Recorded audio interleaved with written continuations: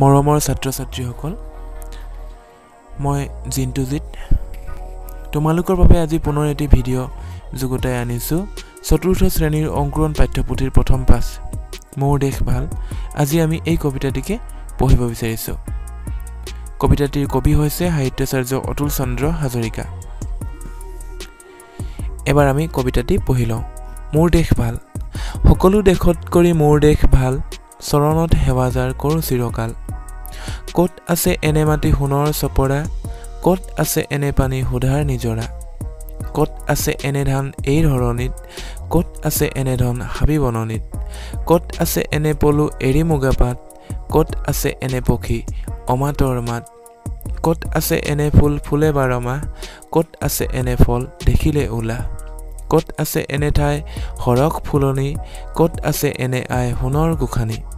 ভাই ভনী মিলি যত থাকো চিৰকাল সকলো দেশত কৰি মোৰ দেশ ভাল সাহিত্যাচাৰ্য অতুল চন্দ্ৰ হাজৰিকাদেৱে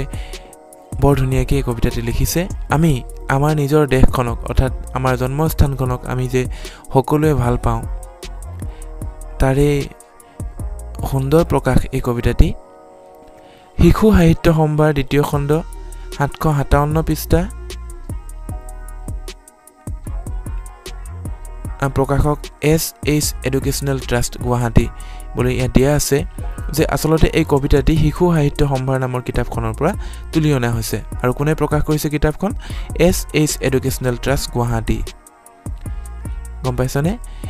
কবিতাটি নিশ্চয় তোমালোকৰ ভাল লাগিছে সোৱা আমাৰ দেশ হৈছে ভাৰতবৰ্ষ মানে আমাৰ দেশখনৰ নাম হৈছে ভাৰতবৰ্ষৰ নামৰ দেশখনৰ এখনি সুন্দৰ ৰাজ্য হৈছে অসম অৰ্থাৎ আমাৰ মৰমৰ ৰাজ্যখন এই কবিতাটিত কবিজনে দেশ বুলি বিশেষকৈ আমাৰ এই অসম ৰাজ্যখনকে বুজাব বিচাৰিছে কবিজনে সকলো দেশতকৈ আমাৰ দেশ অসম ঠাইখন বৰ ভাল অৰ্থাৎ ধুনীয়া বুলি ক'ব বিচাৰিছে হেহে তেওঁ হেৱা জনাইছে আমাৰ এই ৰাজ্যখনক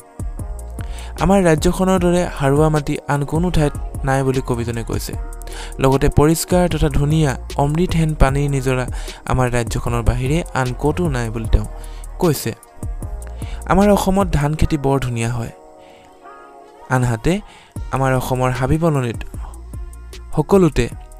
সম্পত্তিৰে ভৰি আছে আমাৰ অসম প্ৰাকৃতিকভাৱে বৰ চহকী ঠাই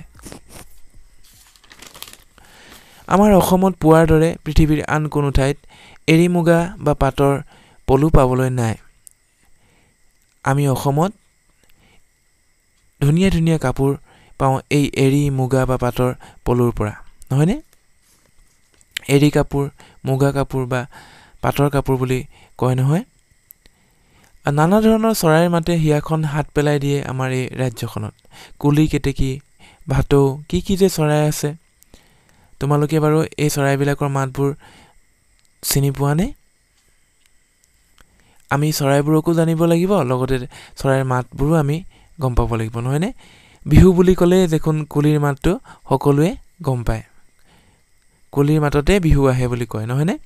12 মাহে নানা ধৰণৰ ফুল ফুলে আমাৰ ৰাজ্যখনত কপৌ তগৰ শেৱালি গোলাপ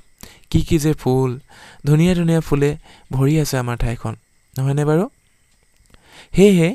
কবিয়ে কৈছে যে এই ফুলবোৰ দেখিলে মনটো ভাল লাগি যায় বুলি ফুলে ফুলে একেবাৰে হৰক যেন আমাৰ ৰাজ্যখন সাক্ষাৎ এগৰাকী সোণৰ গোখানিহে যেন আমাৰ ৰাজ্যখন হেহে আমি ভাই ভনী সকলোৱে মিলিজুলি থাকিব পাৰিছো বুলি কবিজনে ক'ব বিচাৰিছে আমাৰ দেশখন সঁচাই বৰ ভাল আমি সকলোৱে মিলিজুলি আমি ইয়াতে আছো নহয়নে সকলো দেশত কৰি আমাৰ ৰাজ্যখন সেইকাৰণে কবিজনে খুব ভাল বুলি ক'ব বিচাৰিছে কবিতাটো আৰু সঁচাই আমাৰ ৰাজ্যখন খুব ভাল আৰু আমি সকলোৱে মিলিজুলি আমাৰ ৰাজ্যখনত বাস কৰি আছো নহয়নে কবিতাটো তোমালোকৰ কেনেকুৱা লাগিল বাৰু নিশ্চয় ভাল লাগিছে কবিতাটো সঁচাই বৰ সুন্দৰ কবিতা ইয়াত কেইটামান প্ৰশ্ন উত্তৰ আছে তোমালোকে এইকেইটা কৰিবলৈ যত্ন কৰিবা আশা কৰিছোঁ তোমালোকৰ আজিৰ এই ভিডিঅ'টি তোমালোকৰ ভাল লাগিছে অনাগত দিনত পুনৰ লগ পোৱাৰ প্ৰতিশ্ৰুতিৰে আজিৰ এই ভিডিঅ'টিৰ পৰা সকলোকে ধন্যবাদ জনাই বিদায় মাগিছোঁ